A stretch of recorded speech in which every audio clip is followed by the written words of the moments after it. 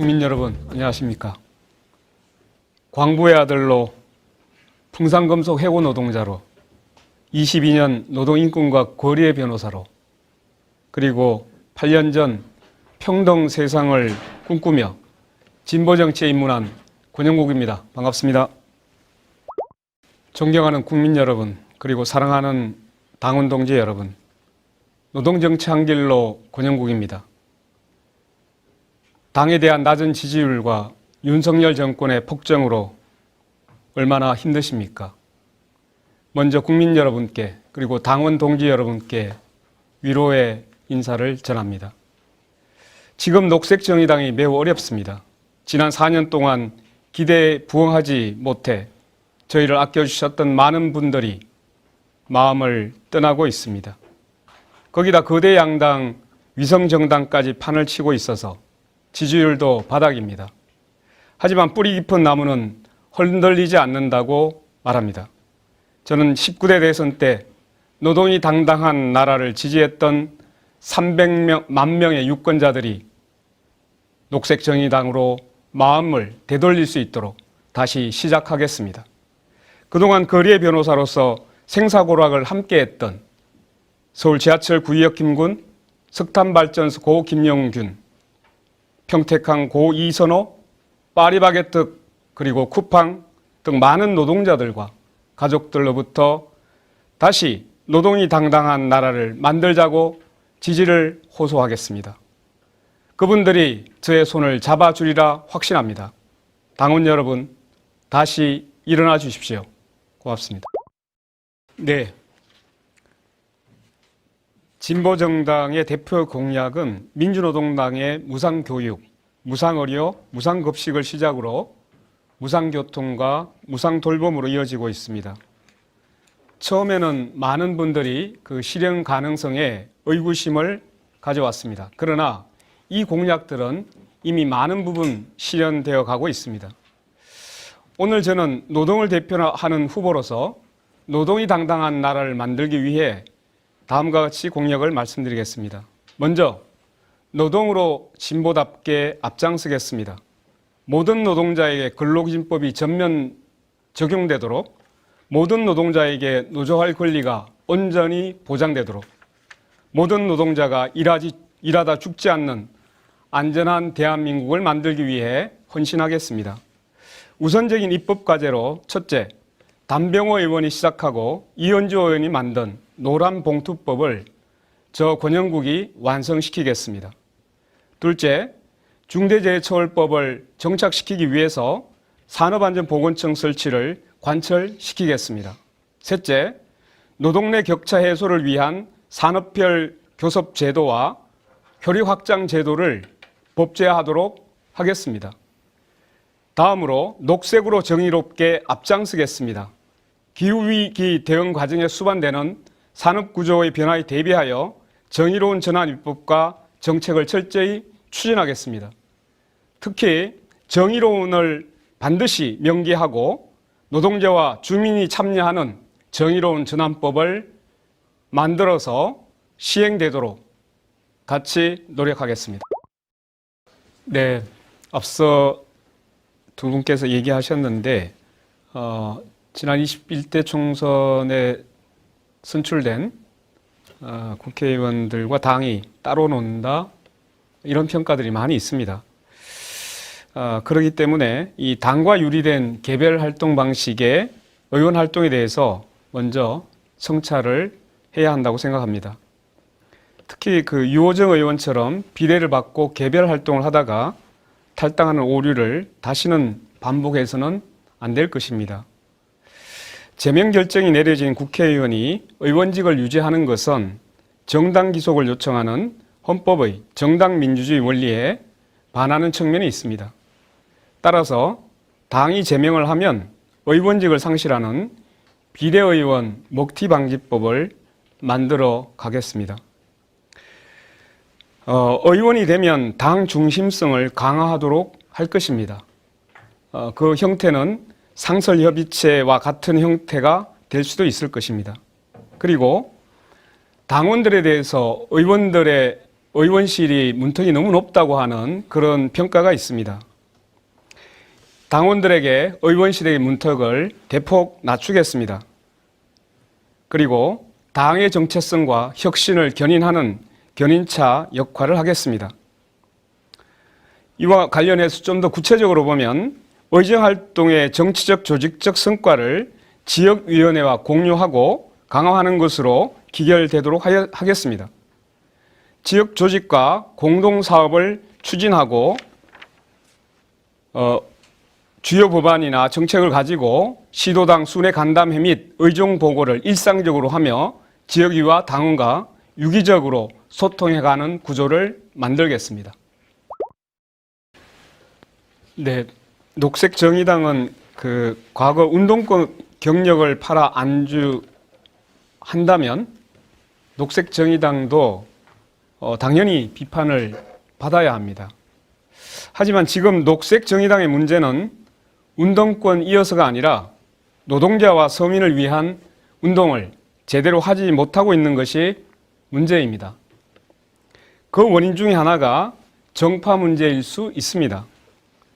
무상교육, 무상의료처럼 국민들에게 박수받는 새로운 의제를 선도하거나 실천을 주도하기보다 당내 문제, 특히 당직 선거나 비례선거에 집중해서 내부 권력 장악 또는 나눠먹기에 집중해 온 것은 아닌지 우리 스스로가 성찰해야 될 시점이라고 봅니다. 당은 의회 중심주의를 넘어 노동 중심성을 분명히 하고 양당 보수 정치에서 소외되고 희생당하는 의원들을 대변하기 위해서 노동 문제와 기후위기 대응에 가장 선명하게 앞장서도록 조직을 개편하고 당력을 집중해야 합니다. 이를 위해서는 당내 민주주의를 활성화할 필요가 있습니다. 그리고 지역과 중앙이 유기적으로 결합될 수 있도록 현장을 중심에 둔 활동을 활발하게 전개할 필요가 있습니다. 그 한 예로 우리는 중대재해가 발생했을 때 중앙의 의원이 지역에 있는 당원들과 함께 공장을 방문하고 현장을 조사함으로써 그 중대재해의 원인을 밝혀낸 여러 가지 사례를 가지고 있습니다. 따라서 현장의 중심과 책임성을 가지는 이제 정치 운동을 국민 여러분, 여러분의 삶이 행복하십니까? 지금 우리 사회가 갈라놓은 불평등과 차별, 혐오는 참으로 심각합니다. 녹색정의당이 가장 강조해야 될 정책과 공약은 첫째, 체제 전환을 위한 제7시민공화국 공약입니다. 대한민국을 생태사회, 돌봄사회, 평등사회, 분권사회, 평화사회로 사회 체제를 전환하여 혐오와 대립만이 난무하는 사회의 근본적인 틀을 바꿔내야 합니다. 둘째는 노동자 권리 보장을 위한 공약입니다. 앞서 말씀드렸듯이 모든 근로자에게 법의 사각지대가 있어서는 안 됩니다. 파업을 했다는 이유로 손배가압류를 당하지 않을 수 있도록 노란봉투법 개정을 성사시켜야 합니다.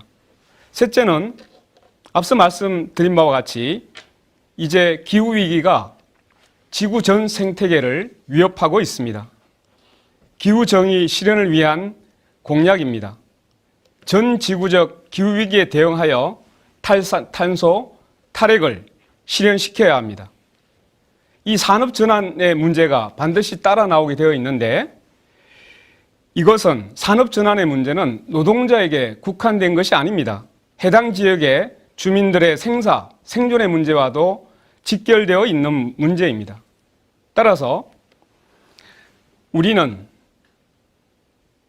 주민의 삶과 노동자들의 일자리가 걸려있는 정의로운 전환을 반드시 미리 대비하고 준비해야 하겠습니다. 네, 저는 먼저 권영국 후보님께 질문을 드리고자 합니다. 노동정치를 전면에 내걸고 나오셨고 또 매우 많은 노동 현장에서 투쟁하셨습니다. 우리가 노동 중심성을 세우기 위해서는 투쟁 현장에 함께 하는 것도 중요하지만 현장 기반을 확대하는 것이 중요하다고 생각합니다. 저는 영암 군의원 당시 그 영암군에서 일하시던 환경미화원들의 투쟁에 함께 하면서 민주연합 노조를 만드는 조직하는 일에도 관여를 했었고 또 도의원 때는 그 공공의료원의 태움 문제를 다루어서 해당 직원들이 노동자 당원들이 당원으로 가입하는 그런 결실도 있었습니다. 그래서 이런 투쟁의 현장에 함께 하는 것도 중요하지만 우리 당원으로 입당시키는 것이 우리 의원들이 해야 하는 그 지역 기반 확장의 몫이라고 생각하는데요. 혹시 의원 후보님께서 이런 그 사례가 있으셨으면 한번 소개를 해주시기 바랍니다. 예, 제가 정의당을 입당하기 전에 경주로 내려갔습니다.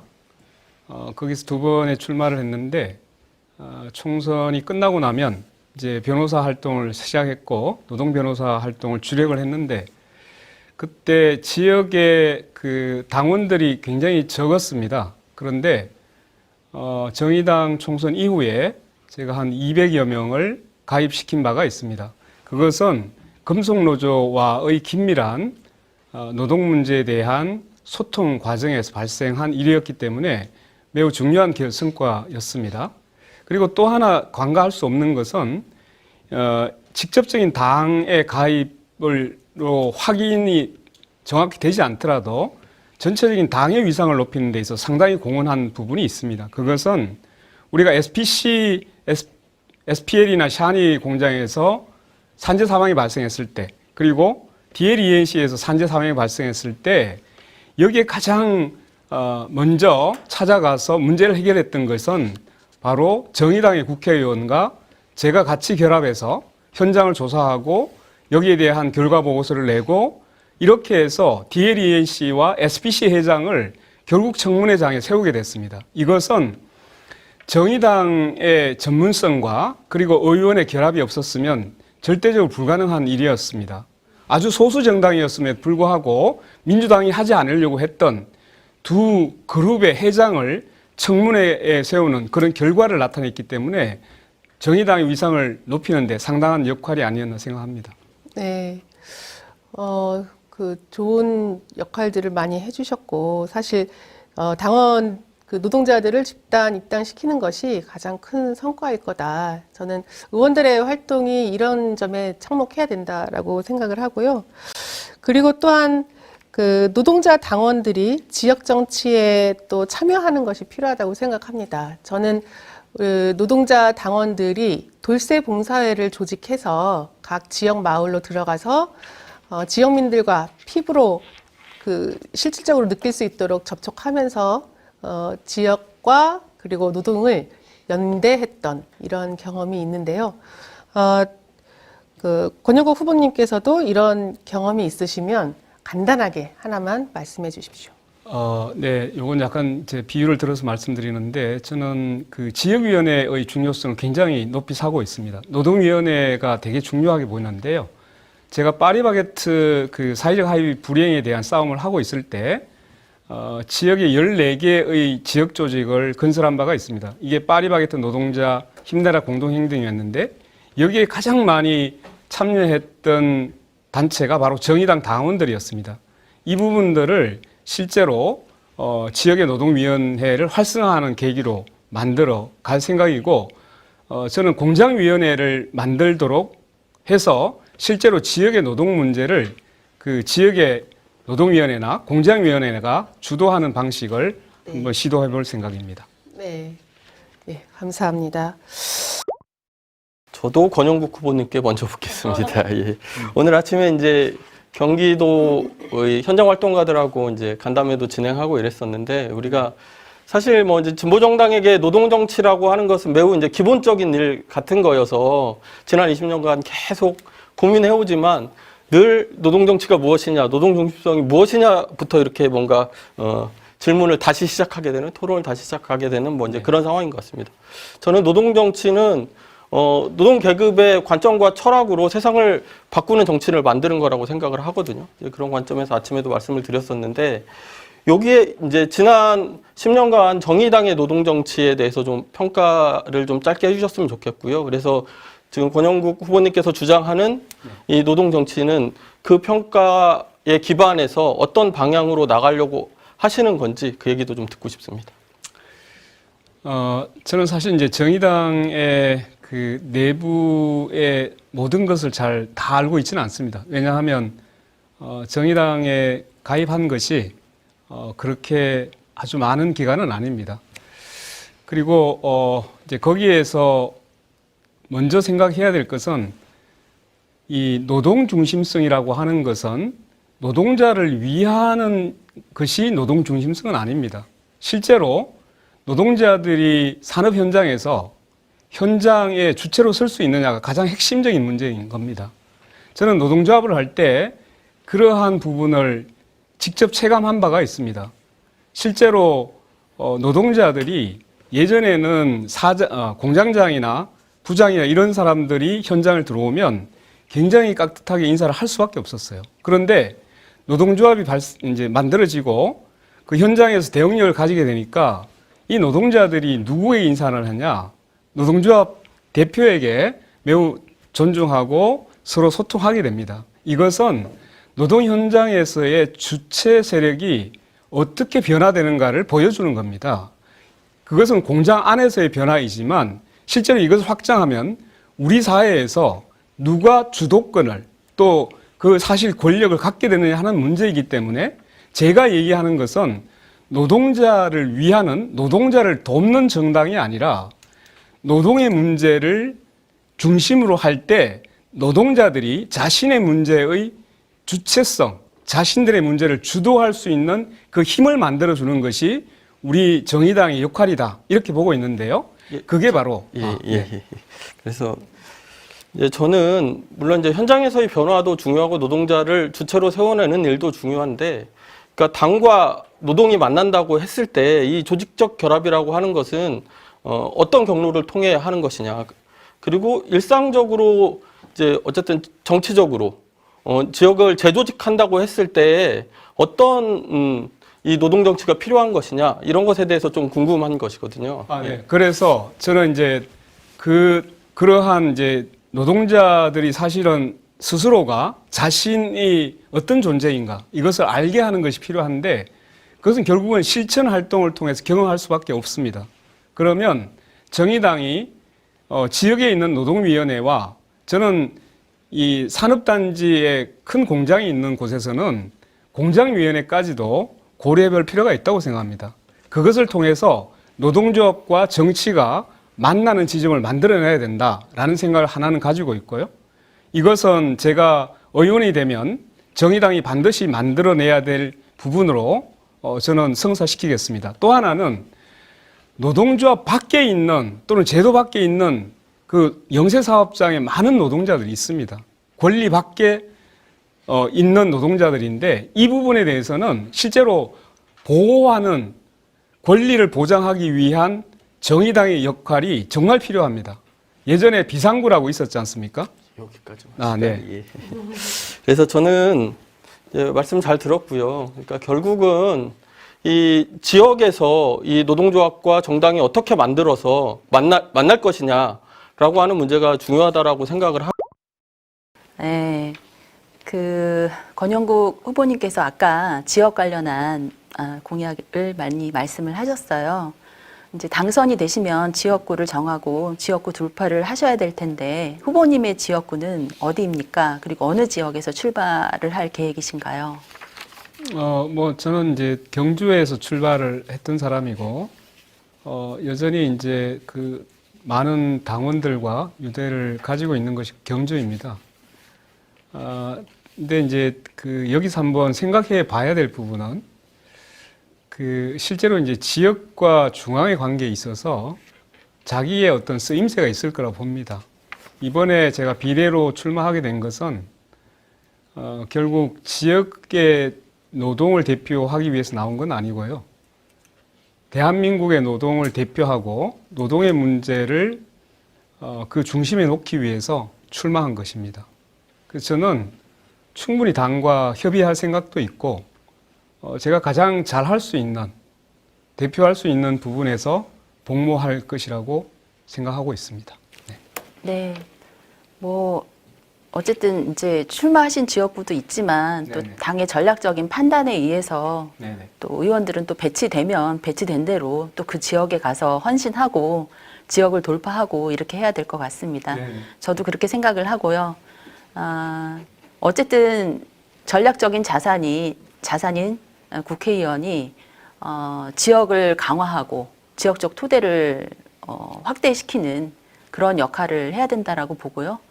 저 역시 국회의원이 된다면 자기 지역구뿐만이 아니라 제가 소속되어 있는 경기도당 전체를 책임지기 위해서 전략사업단을 구성하고 저희 의정 활동이 우리 경기도당의 정치활동 역량을 키워내고 각 지역마다 지역구 돌파를 할 수 있는 그런 역량을 만들어내는데 모든 것을 다하려고 생각을 하고 있습니다.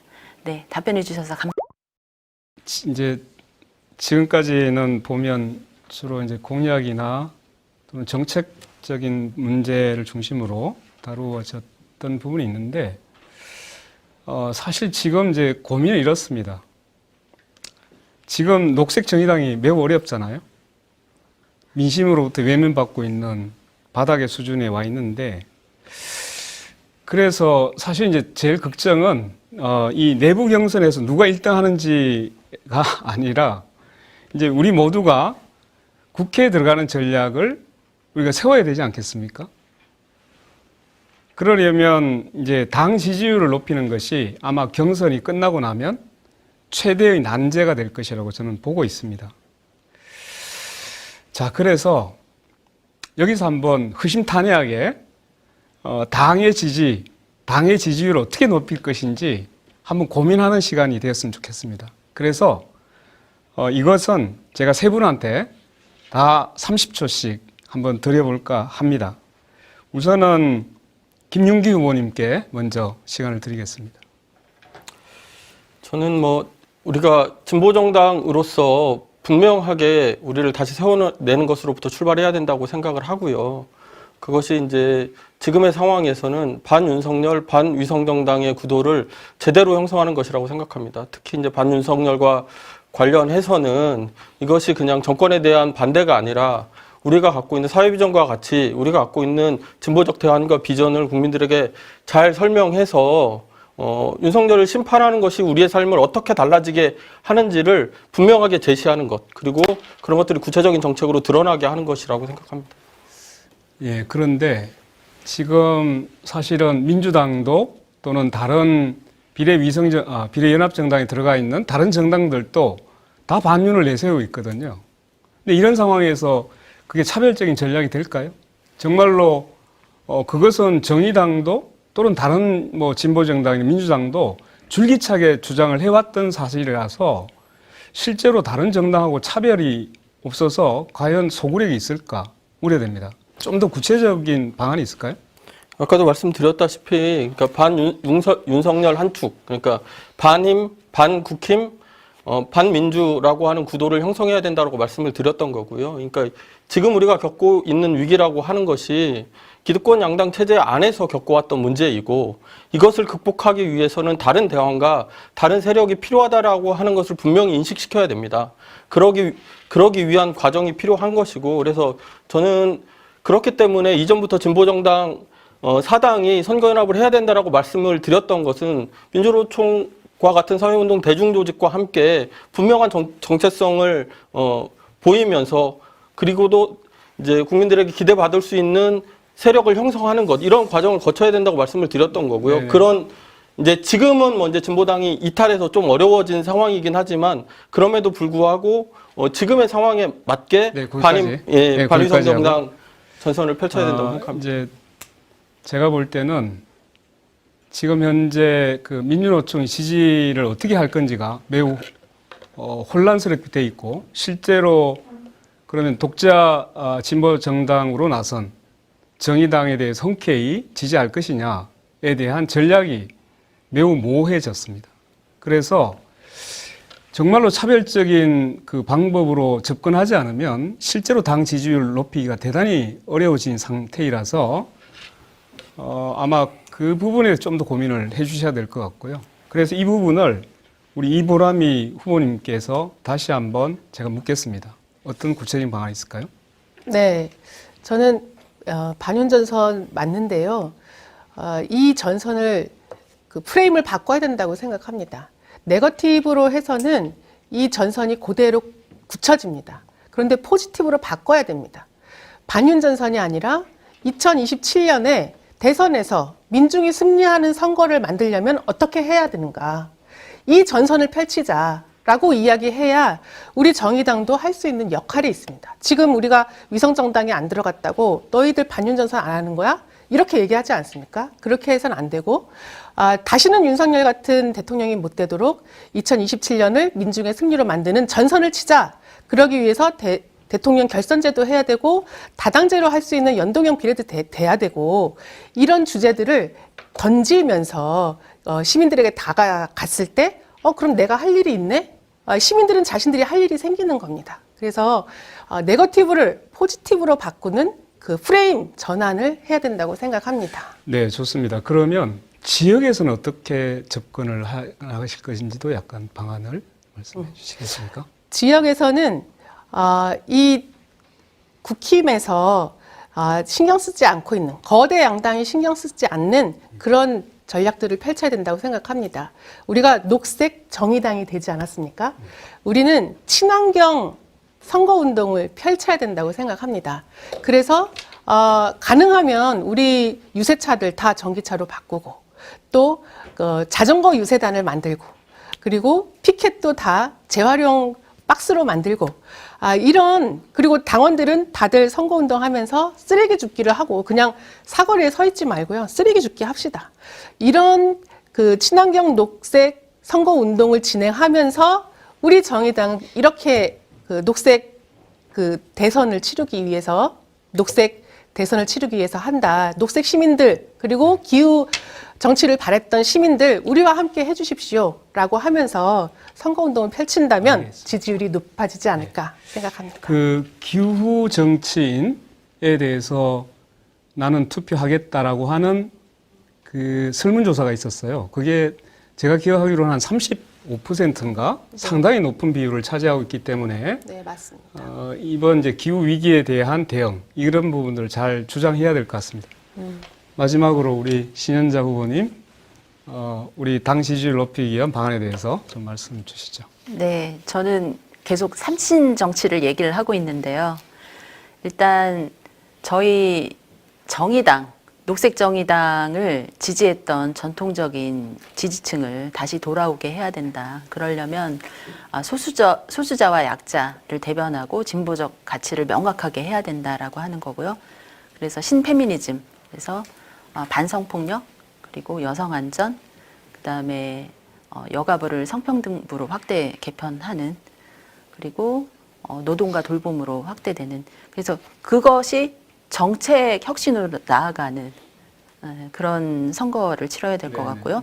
그다음에 조금 짧게. 네, 그다음에 정치 계획을 제가 말씀을 드렸는데 저희가 위성 정당 안 들어간 유일한 정치 세력으로 진보 정당 살리기 이 운동을 본격적으로 해서 노동자 농민 속에서 그래서 현장 기반을 만드는 총선으로 가야 된다. 그다음에 아까 기후 정치 말씀하셨는데 기후 정치 원년으로 해서 녹색 국회의원 만들기 물결 운동 이런 정치 기획까지 해서 하면 어떨까?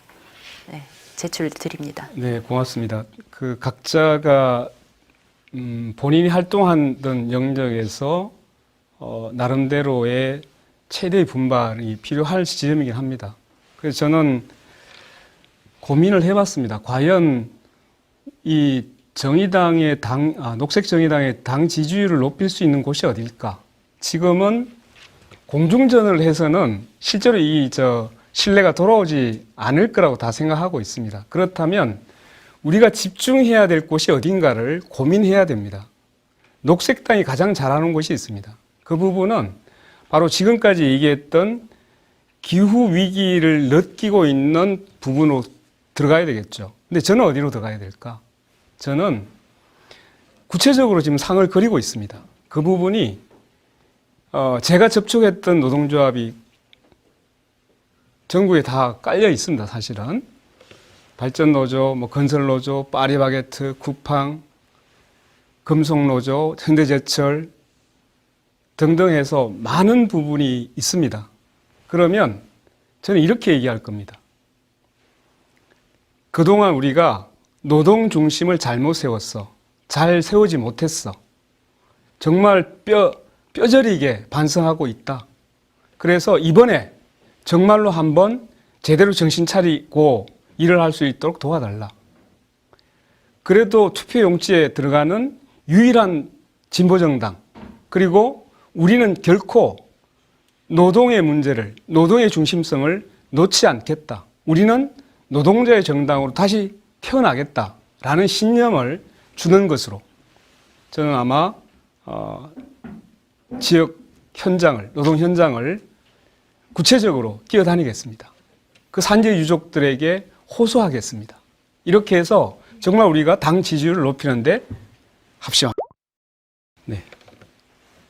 장막을 걷어라 나의 좁은 눈으로 이 세상을 더 보자. 창문을 열어라 춤추는 산들바람을 한 번 더 느껴보자. 가벼운 풀바디로 나를 걷게 해주세. 봄과 새들의 소리를 듣고 싶소. 울고 웃고 싶소. 내 마음을 만져줘. 나는 행복의 나라로 갈 테야. 다들 행복의 나라로 갑시다. 이 노래는 그 가수 한대수 씨가 부른 행복의 나라로입니다. 저는 이러한 세상을 꿈꿉니다. 산들바람, 풀바디, 봄과 새들의 소리, 이런 것이 평화롭게 공존하는 사회가 바로 우리가 꿈꾸는 기후정의의 그러한 세상일 겁니다. 2절에 가면 이런 게 있습니다. 밤과 하늘과 바람 안에서 비와 천둥의 소리 이겨 춤을 추겠네. 정말 춤추고 싶습니다. 광야는 넓어요. 하늘은 또 풀어요. 다들 행복의 나라로 갑시다. 네, 고맙습니다. 네, 국민 여러분, 그리고 사랑하는 당원 동지 여러분, 카이스트 졸업생이 졸업식장에서 부자 감세 중단하고 R&D에 예산 복원을 요구하다 입을 틀어막히고 사지가 들려 끌려 나왔습니다. 박근혜 정권 당시 저도 비판적인 목소리를 내다가 입을 틀어막히는 똑같은 경험을 했습니다. 그 때문에 이 장면을 본 순간 그 치욕과 분노를 금할 수 없었습니다. 윤석열 대통령에게 한 말씀 드리겠습니다. 지금이 전두환 시대입니까? 후보 시절 손바닥에 왕자를 쓰고 나오더니 진짜 왕이 된 것처럼 행동하는 것으로 보입니다. 결코 용납할 수 없는 행동입니다. 윤석열 대통령은 정신 차리기 바랍니다. 녹색정의당은 윤석열 정권의 폭조에 맞서 가장 앞장서 싸워나가겠습니다. 노동이 당당한 나라, 기후정의가 넘치는 나라, 차별과 혐오가 없는 나라를 만들어 가겠습니다. 위성정당을 거부한 당당한 진보정당, 비례투표 용지의 유일한 진보정당, 녹색정의당에게 국민 여러분 투표해 주십시오. 고맙습니다.